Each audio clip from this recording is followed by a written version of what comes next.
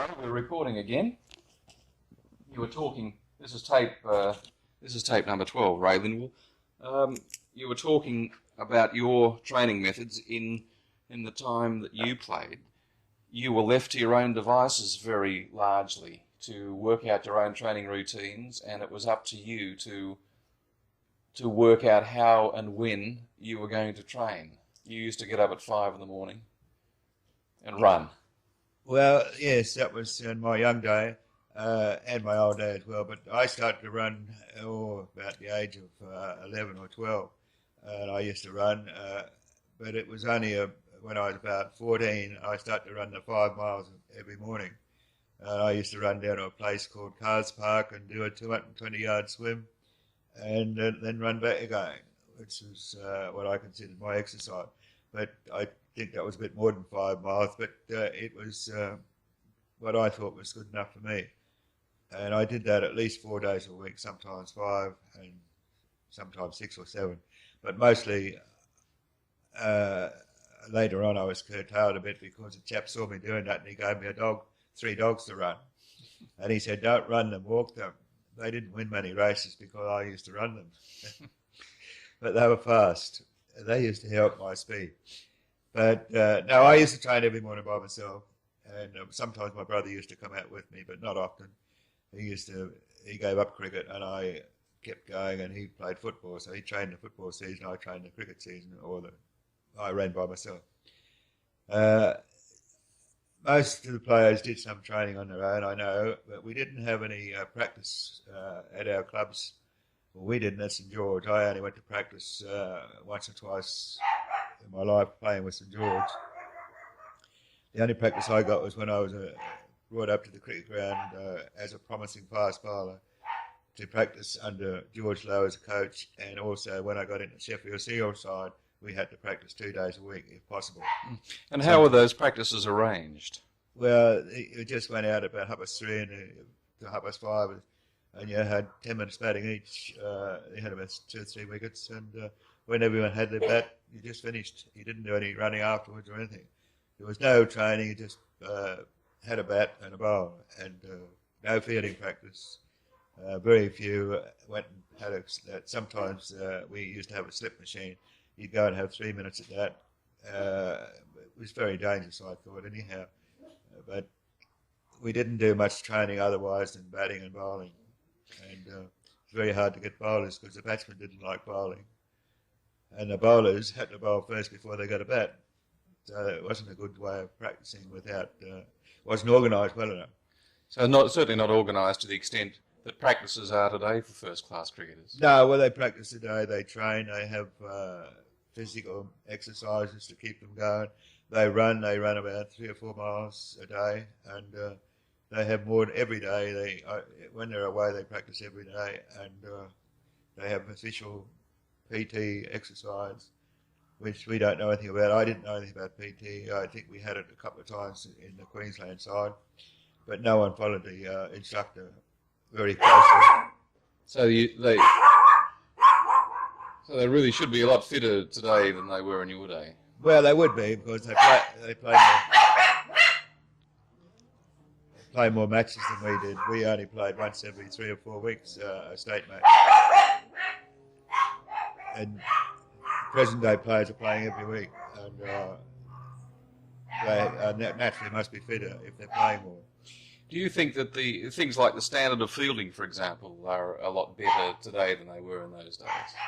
Well, the team has a better team fielder. All the teams feel better nowadays than our day.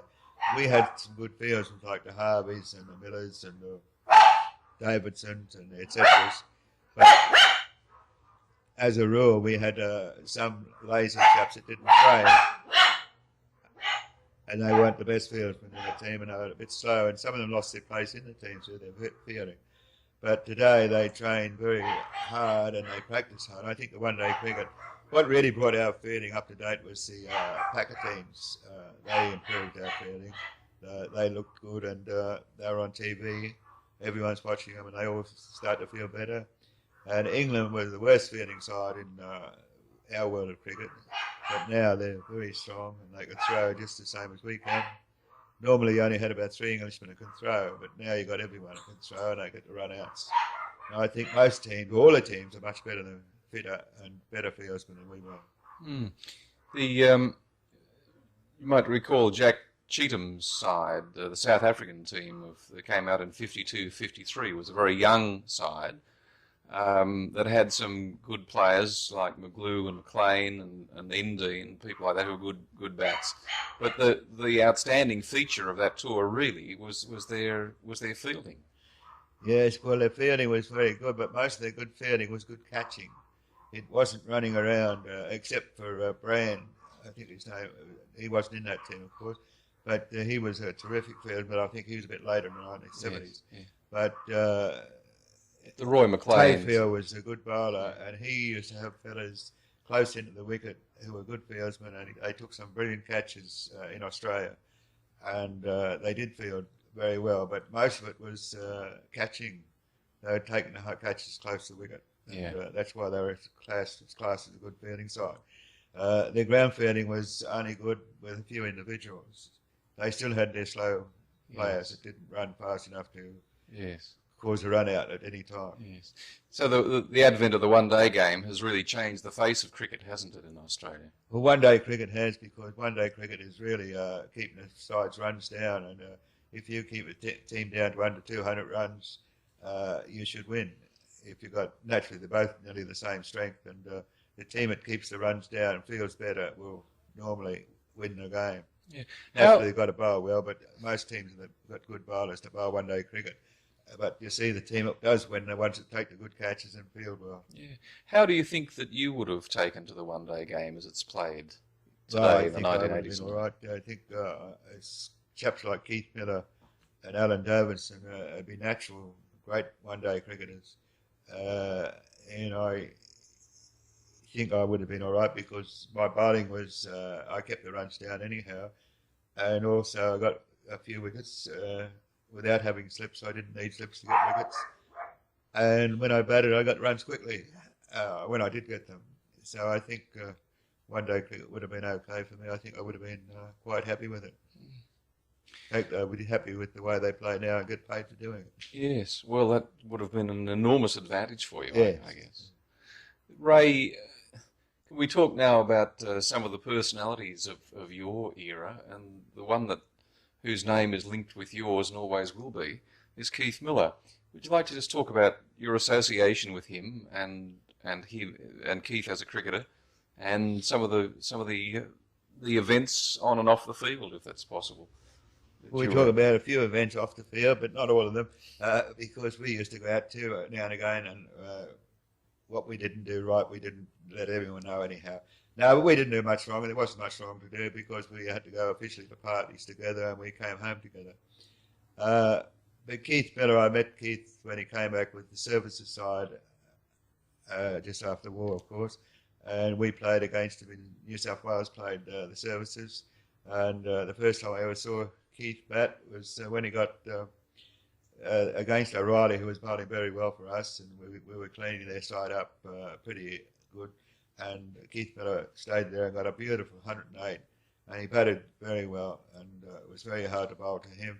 And that was my first experience of Keith. When we did go, a couple of weeks later, we went over to New Zealand with the Australian side, and I roomed with him a couple of times, and I became friends with him. We were very much the same sort of a nature, and he was a good footballer, and I was a good footballer.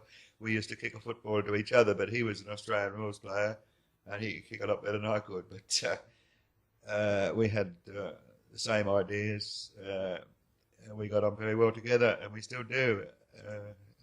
He's still one of my good friends, but his cricket ability was amazing. He was one of the best bats in the early days when we played against him, New South Wales versus Victoria. He was the best bat. He was better than Hassett, and Hassett was a great bat. But I'd say he was the best bat in Victoria at the time. And he didn't bowl as much then as what he did later on. But when he started to bowl, I think he came to New South Wales and he bowled a lot more. And when he played for Australia, he bowled a lot more. And I think his batting went off. And he had always had a bad back. But not a bad back that he couldn't bowl, but a bad back that used to get stiff. And I think when your back gets stiff, it upsets your batting. And he used to find it hard to start because of his stiffness. And I think that put his batting off a little bit. He's still a great player, but I think he wasn't as good as he was when I first saw him. But he was a better bowler. He was one of the great bowlers I've seen. He was a great fast bowler, and It's natural flair. oh, he could do anything. And he even reckons he could bowl slow, but I only saw him do that at practice. But he could do anything. He was a great fieldsman, a great batsman, and a great fellow. And he was wonderful to room with. He used to take all my money. He reckons it was my money I put on the counter when we went to bed, and I used to wake up and take it to church, and he reckons it was his. But that was the only thing we didn't get on with. He reckons I was pinching his money to go to church and put it on the plate. But I did say a prayer for him anyhow, and it must have helped us a bit. But you wouldn't get a better cricketer than Keith Miller, or a better fellow. I've seen a lot in your time, seen a lot of great all-rounders. How would you compare him? Well, I always put Keith as the best all-rounder I've played with or against. A lot of people would say Sobers is the best all-rounder that we've played against or with. But Keith was such a good player. He's such a great player. He was a great fast bowler and a great fieldsman and a great batsman. And it was very hard to see Sober better than in any department. I think Miller was a better bowler than Sobers. Towards his career, Sobers may have been a better bat because he was a great bat too, and he kept on improving all the time, whereas Keith, I think, slightly went off. So I put Sobers down as a better batsman, and a fieldsman, I think they're both about the same. But I'd put Keith as a better bowler, and even though Keith only bowled fast, and Sobers could bowl with the new ball and the old ball, he's a good spin bowler too, but I still put Keith ahead. Although I know that's mostly friendship, I should imagine, and everyone should say Sobers. He wasn't overly worried by figures at all, though, was he? Well, we played in a era where you didn't have to worry about figures. All you worried about was playing a game and winning it, and you never thought of your own personal success. Well, I don't think we did. You just have to play and win the game, and if we won, we were very happy, and if we lost, we were a little bit unhappy, but it didn't worry us that much. It was only a game of cricket. But now it's a livelihood to most players, and if they get dropped out of the team, they worry. So they have to worry about their figures. They have to keep their figures up so as they'll get picked to play in the next test side and keep getting the money in. And that is really their life, because they play cricket 12 months a year. So they have to live off cricket. And if you have to live off cricket, well, naturally you worry about your figures. When you and Keith were bowling together, did one spur the other on, or did you have some combined plan of attack, or did you sort of look after your own game and things would fall into place? Well, I think we looked after ourselves more or less and bowled the best we could and did play cricket the best we could, and very seldom we talked cricket. Is that right? We were, even though you roomed we were together? roommates, but we never talked about the game going on, and it's very seldom that we spoke about cricket unless the side was in a bad position and I say something like, give Joe Blow a Yorker tomorrow before he gets set. Keith might tell me that, and I say, right, I'll give it a go. But that would be the only thing Keith would say. Like, he wouldn't say how to bowl or what to bowl. He'd just say, give him a Yorker. I think it might be a bit dangerous for him. And I say, well, I'll give it a go. And next day we go out and we do it. And I might tell Keith something but I don't think Keith listened to he didn't think I could play much cricket, but he used to listen and he'd give it a go. But we didn't talk much about cricket. We talked about every sport except cricket. Yeah, and you played golf together a lot? Yeah, we thought we were good golfers, but we weren't very good. But we were very keen, and we played golf every time we got off over in England. We played golf. We went to a golf course and had the reason we went to a golf course was to keep out of the hotels and keep out of doing the wrong thing. And when you play golf, you keep fit. And what about on those occasions when you actually played against Keith? I mean, on opposite sides on a number of occasions in various testimonial matches, I know. And also when you were playing for New South Wales, for Queensland, and he was playing for New South Wales. How did you go then? That friendship always stayed? I mean, did you ever bite each other on the field when you were opposed? Only incident I can say against Keith, when I was playing for Queensland, and we beat them in New South Wales for the first time when I came up to Queensland, and Queensland hardly ever beat New South Wales. I'm not saying it this way, but before I came up, Queensland hadn't beaten New South Wales for many years, and the Queenslanders were very keen to beat New South Wales. And Kenny Mackay got 200, and I came in late when Kenny was over 100. I came in down the list, and we had to stay there, and I had to stay with Kenny to let him get his 200. We didn't know he was going to get it, but he did. And I didn't know that Keith was bowling at the time I came in, and he said to No, Benno was bowling, I'm sorry. And he said to Benno, you better get this fellow out, that was me, get this Lindwall out in the first over, otherwise you're off, because I can get him out any time I like. He said that to Benno. Benno told me later. Well, anyhow, Benno didn't get me out, and then Keith came on, and he came on and bowled his first ball down. It was short ball as usual, a warming up ball, and I thrashed at the fence. Past point. They went so fast the fella couldn't pick it up. And I went, you beauty. And Keith heard me. And he said, get back up there, you little so-and-so. And he bowled about 4 bumpers at me. And then he got Crawford and Walker.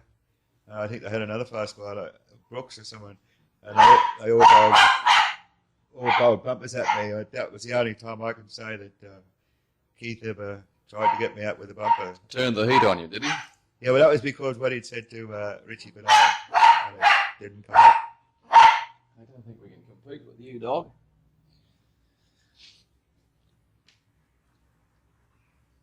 Arthur Morris was saying, Ray, that you and Keith used to sometimes spur each other on when you were bowling together. That one would do something, or in his words, one would get a bit cranky and then bite the other, and away you go, and the slips would stand back another 3 or 4 yards. Was it good for you? Did you feel that it was great to have a fellow like that at the other end when the chips were really down and you were very serious about things? Well, to have a good bowler at the other end is always better than have another bowler that's not quite as good, because the batsmen then have to play shots at both bowlers. But talking about urging each other on, I don't think it happened very often. I think once it only happened in the Sydney Cricket Ground when South Australia were playing New South Wales, and Ronnie Hammonds and Ronnie James were batting against us, and they were batting very well. And Keith got upset for some reason or other and bowled a couple of quickies, and he asked me to do the same, which I bowled a couple of quickies, and that was the only time I remember Keith urging me to do something on the field. And I don't think he was even captain then, but that's the only time it happened on the field, and I can't remember much off the field as talking about what we had to do or trying to urge on. He didn't have to urge us on because we were both keen enough to do what we could do when we got out there. So you were good mates from that first time that you met when that services side came along to Sydney, and then that friendship developed on many overseas tours, and you're still good friends today? Yes, we're good friends all our cricket life after we met. Mainly in New Zealand we started to meet each other because that was the first time we got together. And after that we were on every trip together up to 1956, that's from 1946 to 56. And most of the time we were roommates until Keith became vice captain and he had to get out of my room because he needed a single, they reckon. I had to find someone else. Yeah.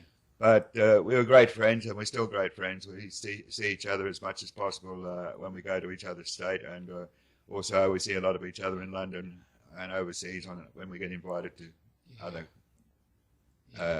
watch other test matches. Yeah. Your relationship with Don Bradman? Well, as I'd say, when I first started with Don Bradman, he was a famous legend, and we were more or less in awe of his ability and experience. And when we first played with him, we admired him greatly, and we weren't very good friends with him because we were young and he was older. But as we played with him on the trips and during the matches in Australia, we became friends. And I think Bradman was, to most of the cricketers, was a very good friend. And he wasn't a bosom pal like Keith and I were together because we were the same age group and had the same ideas. And Bradman was a little bit more reserved than most cricketers were, and didn't mix as we did in groups at parties and things like that. He went to all the parties and did all his jobs, and when it was time to go home, he went home. Us being younger, and we stayed out sometimes and went to other parties, but he didn't mix as a group with the players that much. But he was always there when the matches were on, and his room was always open, and you could talk to him as easily as you could talk to anyone else on the trip. And of course, his influence remained very strong throughout Australian cricket after his playing days had finished. And you would have had something to do with him during the course of your career after 1948, wouldn't you? Because he was then a selector. Well, yes, he was a selector most of all my cricket career. He was a selector, so I had to talk to him anyhow. But he was a good friend, and he always had plenty of advice to give you if you asked for it. And it was always good advice. And in matter of fact, whatever he said, it was the gospel to me, because I admired him so much. And I think his ability as a cricketer was the greatest I've ever seen. And as an official, he was the best official I've ever seen as well. So if I could be like Bradman, I would have liked to be like Bradman. But I think it's impossible for all my friends to be like Bradman, because he's the greatest. And I'd still admire him, and we write to each other, and we're still good friends. Tell me a little about your years as an Australian Test selector. What was the environment like, and what were the big issues, and what were the things that took your time when you were a selector? Well, I was an ordinary selector. We had 5 selectors, and we had to pick the team, and sometimes we went to different states to pick it together, but mostly we picked it over the phone. And it was, I don't think picking a team over the phone is as good as picking it when you're in a room together, because you got 5 different phones talking to you, and the chairman of the selectors is the one that controls it. And before you get a vote, the team's picked sometimes, which is not the best interest. They speak with one chap in, say, Melbourne, and he gets his vote in, he got his team. The Perth bloke's got his team. The Adelaide fella's got his team. And by the time they get to Queensland, I'm 5th, so the team's picked. Normally it is picked, and I just agree with what they say. Or Could you ever disagree? Oh, yes, naturally I disagreed several times, but when we had little talks about it, it was decided. But the other times it'd start my end first, and I'd get first picked, and I'd pick the team before anyone else. And normally that was, the team was picked before the 5th chap got on. But I'm not saying that's not a good way to select, because it's the only way you can select, because you've got 5 chaps in 5 different places. But it's better to be in a room together where you can argue and talk and discuss the players that are being selected, and you can, if you've got any problems, you can talk to them. But it's hard to talk to each other over a phone, because you only talk one at a time. Yes. Were there any times at all when all 5 selectors managed to get together? Oh yes, we went together on big occasions. Before the first test was always picked, we were together mostly, and it's only when a test had to be picked after a test was finished that you had to pick it that night, that you got up and hook up to each state. Sometimes there's always about 2 selectors together when there's a test match on, at least 2. So you have to talk together, and you have an advantage then of talking about the team before it's picked. But it is not much problem really, but it is not as good to pick a team over the phone as it is when you're all talking together in the same room. Did the test team pick itself, so to speak? Well, normally it doesn't pick itself, because if you're winning, it picks itself normally, because if everyone does well, it's hard to drop a winning team unless you're someone out through injury. But when you get a team doing well and all the players are doing well, it picks itself. But when you have problems and some of the players are out of form and not doing well, then it's hard to pick a team. and there's about 5 or 6 others come into consideration to get in the team, and that's when it takes a long time to pick, because it's 5 different fellas who've got 5 different ideas mostly, and it takes a while to discuss them and then finally get the better side or the best side. Yeah. How long were you in that spot? I think I was selected for about 4 or 5 years. It wasn't very long, but Had you had enough by the time you'd finished? well, it's a hard job because when I was selected, I was older, and I didn't. When you go out to a different state, you're by yourself in a hotel, and it's when the players come out and you talk to them, but you don't mix with them because they're too young for you, and if they want to go out, you don't go out with them because it's a different age group, and it's mostly very tiring watching cricket all day. From 10 o'clock in the morning you get down the ground, and about 8, 7 o'clock at night you leave, and you're sitting in the one spot watching cricket all day, and it's not boring, but it's tiring. And when you go back to the hotel, you have a couple of drinks with the boys that you know, but then the boys that you know won't be allowed out with you because they think you'll get them into trouble, and they've got to go home. Their wives are waiting for them, so it's a little bit lonely. Yeah. So there was it's not the best way to. I was thinking of retiring before they changed the system from 5 selectors to 3, and I was dropped out of the selection committee. But I was thinking of retiring then, and for that reason. So there was a lot of travel involved. Yeah, well, there's a lot of travel because you have to go and watch all the state matches. Different states. You don't watch many times in your own state. You're down watching the players in Victoria or Tasmania or Western Australia, and it's a long way to travel. And as I say, always by yourself anyhow. Were there any bad moments or highlights in your time as a test selector? Well, I don't know what you call bad moments, but or controversies then? Pardon? Or something controversial? No. We had individual arguments, or not discussions, really, I suppose you call them, whether one chap would get in instead of the other, and that was always, nearly every team is picked. You've always got the one selector or 2 selectors picking some chap that the other selectors haven't picked, and there's a talk about why the one that gets in, and the one that doesn't get in, and sometimes it's on a 3-2 vote. Well, that's naturally because the players are good enough to be that close. It's always on. It's nearly always a 3-2 vote. So there are discussions or arguments, but there's no fights or anything like that. Most of the chaps are very easy to get on with, and you got no worries at all as far as that's concerned. Yeah. Ray, you were an inaugural member of the Australian Sports Commission. What was involved in that? Well, that was a new thing. They had a Australian Sports Commission before I went to it. It wasn't official, but they had 5 chaps who started that, and then they formed the Australian Sports Commission, and they put 21 people on the commission, and then it was decided that how they were going to work, and all the time I was on it, nothing was decided properly how it was going to work, and by the time we were getting to decide it, they changed it again from 21 down to 5 again, so I was dismissed again. It's a funny story because I'm a little bit deaf these days, and the conference was 21 or 23 people in a room, in a big room, and it's very hard with you've got ear trouble, to hear what each one's saying. So I went and bought a hearing aid for about $700, and as soon as I got it on, I was dismissed. So it was a waste of $700. I haven't got that back yet, but I can't help laughing at that because the only time I ever wore it was when at the meeting, so I could hear everyone speaking at once, and I haven't had it on since. So it's you can't trade it in either, I suppose. Can you? I haven't put that on my tax yet either. Yeah, and after the Sports Commission, that I suppose left you fairly free to concentrate on the Ray Lindwall florist business with your wife Peggy.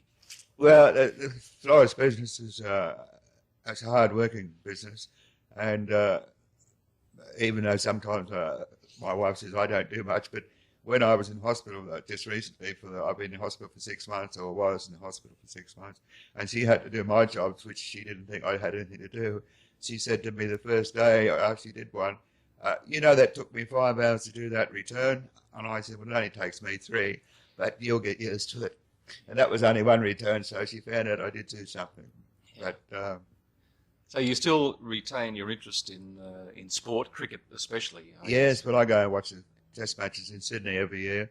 And I go to England. I suppose I've been to England the last 10 years. I've been over there 8 out of 10. I've been there more times. But cricket time, I've been there about 8 years out of 10. And I hope to go again. And I've been to Sydney every year and sometimes Melbourne. And I go to the Brisbane Cricket Ground every test match and every state match. What sort of a reception do you get when you go to England? Well, I get a good reception amongst all my friends. But they are very nice to us. The Lords and everywhere we go, at every test match ground, they look after the visitors very well. And I think cricket's my life, really. And everywhere I go, I get well received and they look after me, so I enjoy it. And it's interesting, just as an observer of you, to see how well you are remembered by people who are cricket followers. Well, most of the people that remember me are my friends, and I talk about myself, so they have to remember me. No, it's very nice to be remembered, and it's lovely to be invited to those places for those big functions. And I'm looking forward to the next one in England next year. I think there's something on, but I'm not sure. I think they're naming the Lords, the Oval cricket boxes are being named after about 16 players, older players or ex-players. And I'm one of those, so they might ask me over to open my box. I'm not sure, but if they hear this, I will there. It'll be a very, very special occasion for you, Ray. Yes, well, it's at the Oval, I'm sorry, which is now the Foster's ground, so I shouldn't say that. But I'd love to go back there again next year if invited. Yeah, yeah. I think we'll just leave that there.